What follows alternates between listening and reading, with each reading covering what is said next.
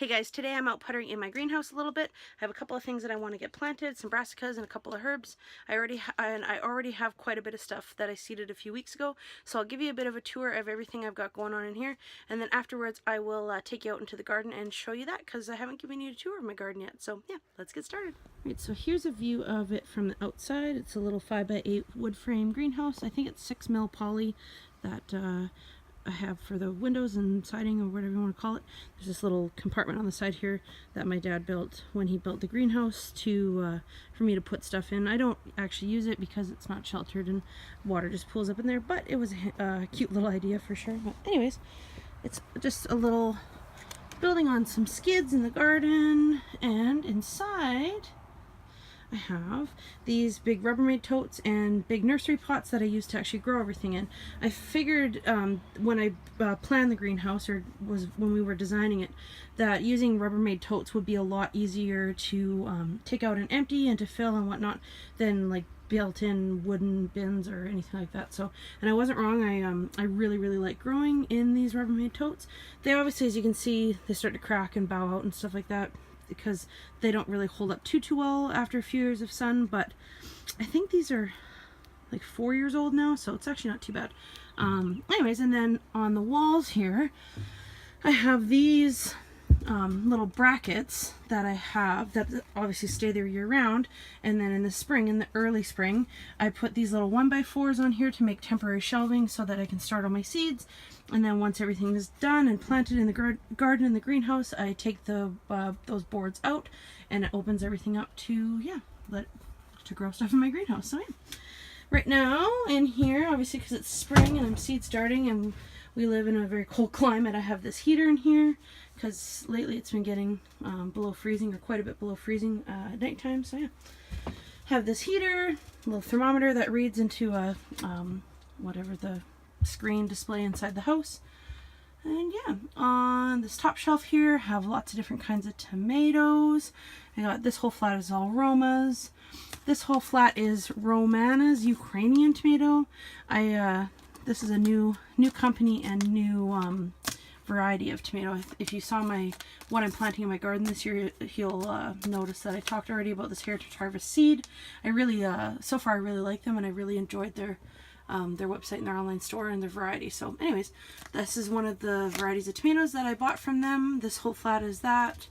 This flat is 2 different kinds of the same brand of seed, except this Kalinka, I couldn't remember in the last video either, and I still can't remember in this one. I think it's not a paste tomato, but it's a really big meaty tomato.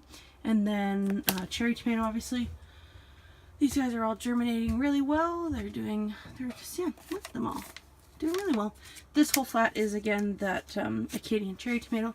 My super fancy plant tags that I have here. I'll get around to that eventually. But, yeah, this flat I have early Annie tomatoes. These are like a slicing tomato from this point over. And then these 2 rows here are oh yeah, Red Robin. These are a new kind that I got from Teensy Seeds this year. I'm excited to try those. This flat, I finally put some proper tags in because they were like little scraps of cardboard. Like it was terrible. So, and I don't even know if I got it right. These are red peppers, jalapenos, and then 2 different kinds of eggplants. These I know I got labeled correctly. These I'm not so sure about. It might be 3 rows of red peppers and then just 1 of jalapenos, or it might be 2 and 2. I don't know. That'll be a fun surprise this summer. But yeah, nothing really germinating there too well. I thought I saw one little... Where the heck did you go? No, where the heck is it? Anyways, never mind. I thought I saw... Oh, yeah, there it is. There. One tiny little pepper germinating. But apart from that, there's nothing going on here yet. These, I have a couple of little eggplants starting to germinate there, which is pretty cool. And this tray is melons. I talked a little bit about this on my Instagram stories. Whoops, wrecking my little cells here. This is going to be an experiment this year. I've never had any success with melons.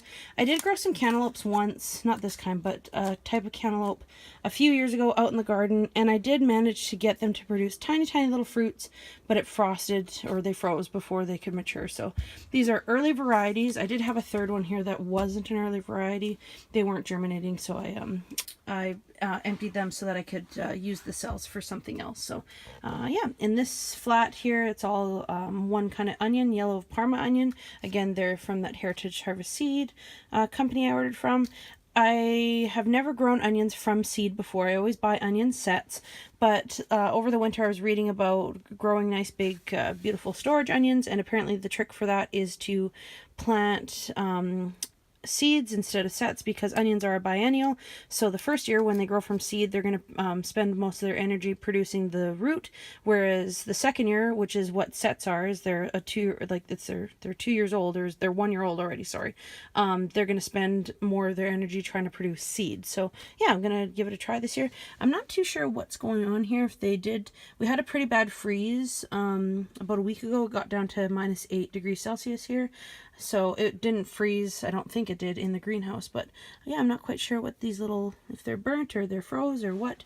The little tips look a little bit, a little scraggly, but yeah. Anyways, then moving on over here on this side, I have all of my marigolds. So I think I have three different kinds.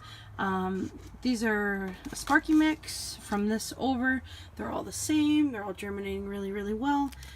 This row here and then this row here are Durango mix marigolds. These are my favorite marigolds. Well, gem marigolds, or these Legion of Honors, or another kind of gem. They're a close second, I guess. But anyways, and then these cells all here are these, like I said, the Legion of Honor marigolds. Again, some really fancy plant tags. I need to make some better tags before these start disintegrating, but yeah. Anyways, I'm gonna get some, like I said, some cabbages, some Brussels sprouts, and some parsley and some basil planted up here. I'll show you that while I do it.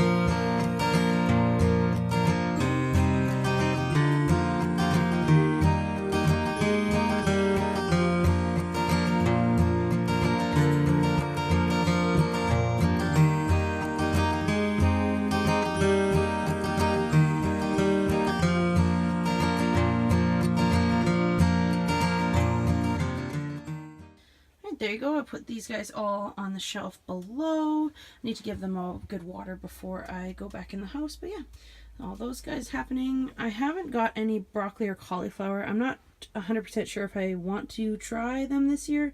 If I do, I'll do those in the next couple of days. They just all take up quite a bit of room, and I'm kind of limited for space, so I would rather use that space for other things. But yeah, let's go out. I'll show you the rest of the garden now. So coming out of the greenhouse here, I have this little bed. I think it's 4 by 6 feet, the smallest of my raised beds. This one I always grow tomatoes in. This one's always my my Romas, or my paste tomatoes. Tomatoes like growing in the same spot every year. So I have that there. There's the gate for my garden. On just the outside of the my gate is my little, I guess I could show you that quickly. My potting shed, planting whatever area. It's kind of a disaster right now. I need to do some cleaning and organizing there, get rid of all kinds of junk. I don't know why I keep half of that stuff. I don't even use it, but I have this cotoneaster here. I'm going to move that somewhere else out in the yard this year because it doesn't need to be in my deer-free area. As you can see here, it's all fenced because up until last year, our backyard wasn't... we didn't have it fully fenced in, so I needed to keep this obviously sheltered from the deer that like to roam the neighborhood. This is my asparagus bed. When I take this cotoneaster out, I'm probably going to expand my asparagus bed to take up that little corner as well. And yeah, I'm excited about my asparagus this year. I haven't, this is my 3rd year for it. I have yet to eat any of them or harvest any of them. I've been waiting to get them good and established. So yeah, excited to harvest that this year. Over here, I have this purple flowering crab that I pruned some back this year. I haven't cleaned those up yet. Those are some of the feed bags, leftover feed bags that I, oh, it's a crow and all the chickens. Good girls. Had a Vulcan attack, I don't know, a month ago or so when I was letting the girls out in the yard free ranging, and one of them got attacked, not terribly, but she did get beat up a little bit. Anyways, anytime any crow or any kind of bird, wild bird makes any noise, they all scatter and go back inside the house, which is good.